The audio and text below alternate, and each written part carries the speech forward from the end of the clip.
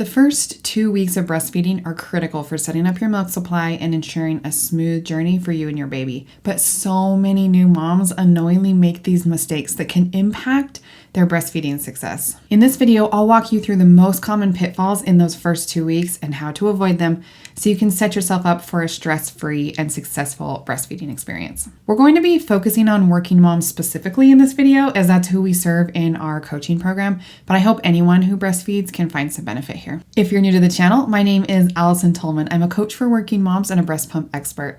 I've helped thousands of moms navigate breastfeeding and pumping over the years.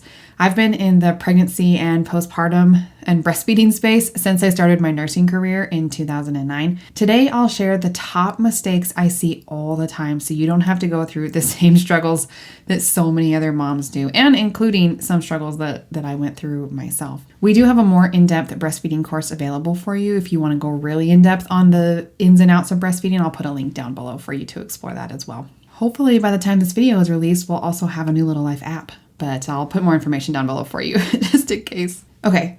A lot of our clients are doing some combination of feeding at the breast and pumping, but many moms start out at the breast and then kind of plan on pumping once you return to work. So that's kind of where we're going to start too. All right, common mistake number 1 is pumping too early.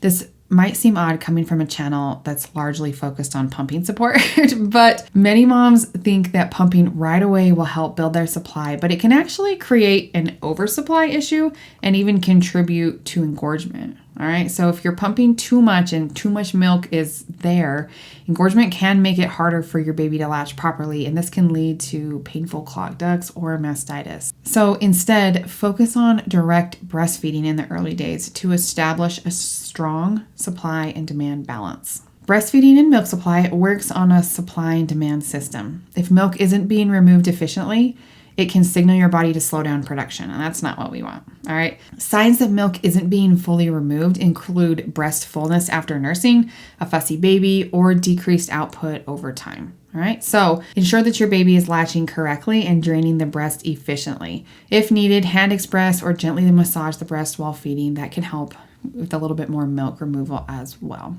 If the baby isn't removing milk well, you might actually need to start pumping earlier than some. So don't be afraid of the pump in those early days, but use it very intentionally. And if you're not sure, I would recommend checking with an IBCLC to see if that's even something that you need to do. Okay, number 3 is taking breaks in the early days. Skipping feedings, especially right after birth, in the hospital or at night, can negatively impact milk production. Newborns typically nurse every 2 to 3 hours. Spacing out feedings much longer than that can lead to low milk production and less effective nursing sessions. You might even have to wake your baby up for feeds if they're sleeping too long in the early days to help establish that strong supply and to make sure that they're getting enough nutrition. I know it can be really tempting to want a break, to want to just sleep, like you just had a baby, you just did 9 months of growing it, and now you're just thrown into feeding. But it really can cause problems long term. The first 2 weeks of your milk supply and establishing it really strong can affect your milk supply for your entire journey. So this is really important that we figure this out and do it right in the beginning. Number 4 is using a poor latch or ignoring latch pain.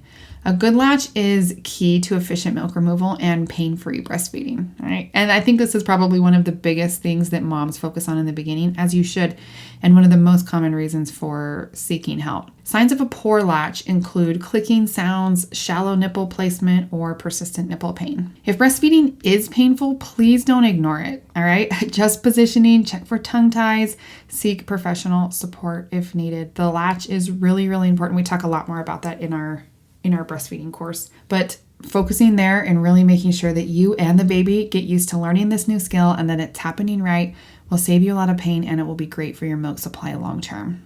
Number 5 is not getting help early enough.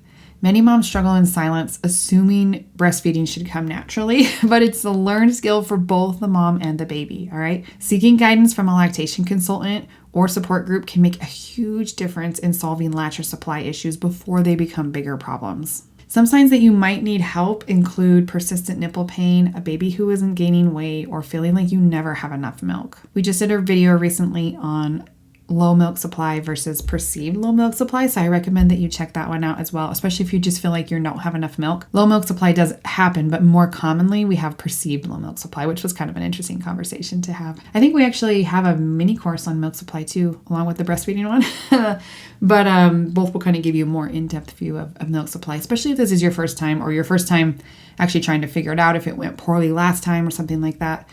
That kind of education can be really helpful for you. Okay, number 6 is eliminating night feedings or expressions too early. Nighttime feeding is essential for milk production since prolactin, which is your milk-making hormone, is highest at night. Cutting out night feedings too soon can lead to a dip in supply before it's well established. Not only are prolactin levels highest at night, but going really long in between a feeding in a 24-hour period will tell your body to slow down, right? If we're talking about that supply and demand cycle. So just be mindful of that. I know it can be really tempting to let a partner take over night feedings while you get some sleep, but that can be really damaging to your milk supply. So just be careful. If your baby is sleeping longer stretches, like I mentioned before, consider using a dream feed or some hand expression or even a pump if you have to. But really, a newborn baby is going to be eating every 2 to 3 hours, even throughout the night. Again, this video is talking really about the first 2 weeks. So you're not going to get long sleep stretches. And I'm sorry, it just is what it is. But if you're tempted to do that, just know the effects that it may have on your long-term milk supply and just make sure you're okay with that. It will get better, I promise. But I know the first couple weeks can be really hard. Okay, number 7 is introducing a schedule too soon. And I get it, especially if you're a working mom, high achieving, used to having a schedule and being in control of your life and your experience. It can feel like we need a schedule. They need a napping schedule, an eating schedule, like let's do this. But the first 2 weeks are really not the time to do that, all right? You will need to learn bottle feeding and figure out how to get reasonable sleep and use your breast pump, but again, not in the first 2 weeks, all right? Some parents try to introduce a pumping schedule or bottle feeding or start night weaning too early, and this can interfere with natural milk regulation. Honestly, any kind of schedule just kind of goes out the window. So just kind of make your peace with that. In the early weeks, babies cluster feed frequently, and introducing a strict schedule too soon may lead to milk supply issues. Feeding on demand is the recommended feeding schedule for breastfed babies, and this can feel like every 90 minutes for newborns, and it probably is. And this is pretty normal, all right? Again, we talk a lot more about supply and demand and all of these things in some of our courses down below. But waiting until breastfeeding is a little bit better established, typically around 4 to 8 weeks, and that's just a really general recommendation, by the way, before introducing major changes can help prevent supply issues. All right, number 8 is not taking care of yourself. Hydration, nutrition, and rest play a huge role in milk supply and overall breastfeeding success. So, eating nutrient-rich foods and drinking plenty of water can help maintain energy levels and keep milk production strong. Stress and lack of sleep can impact letdowns, so practicing relaxation techniques and getting support from loved ones is crucial during this time. And I know that these ideas may sound like a joke if you're already in the throes of newborn life.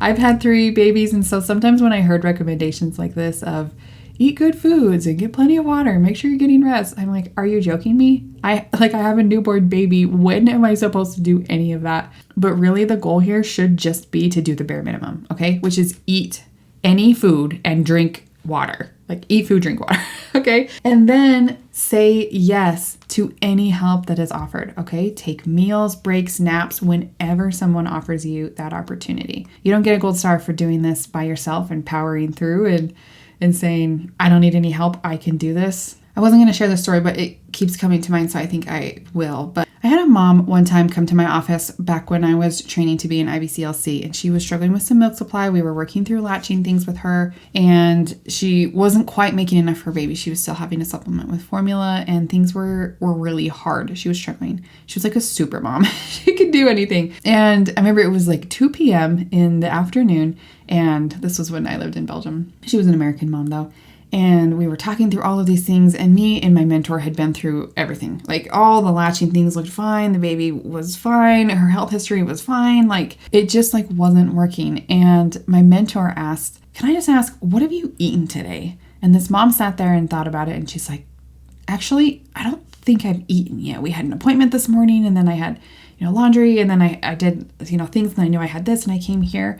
And so we gave her a yogurt and whatever else we could find, some cookies and some tea. I think my mentor was from the UK, and gave her some food and told her, this is your priority now, is taking care of yourself. Obviously, yes, we're still feeding baby. We're still working on this.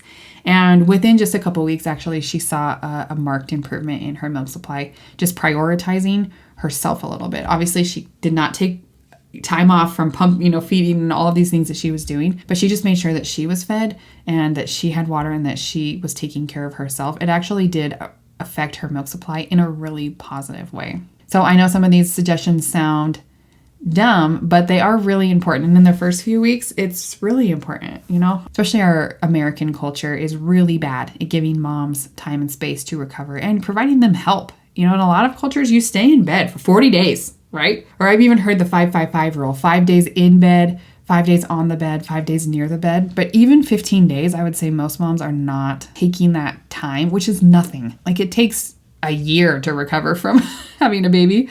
Seriously, but take care of yourself. This is a big mistake that I see moms make in the first 2 weeks, and it will affect your milk supply and your feeding experience. Okay.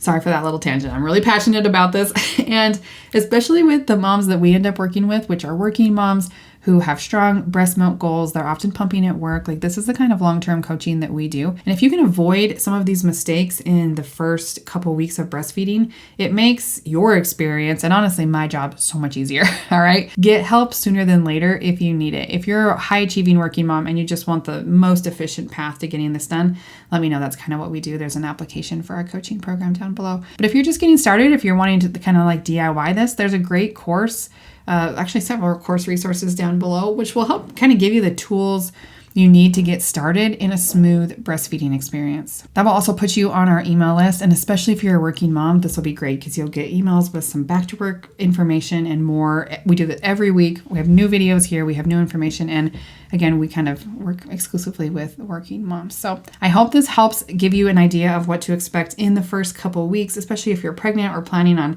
doing this soon, or if you had a rough time last time. I hope now you kind of know some of the most common mistakes that I'm seeing and how to avoid them. If you have any questions, put them in the comments below. We can do more videos and get them answered there. Good luck. You can do this.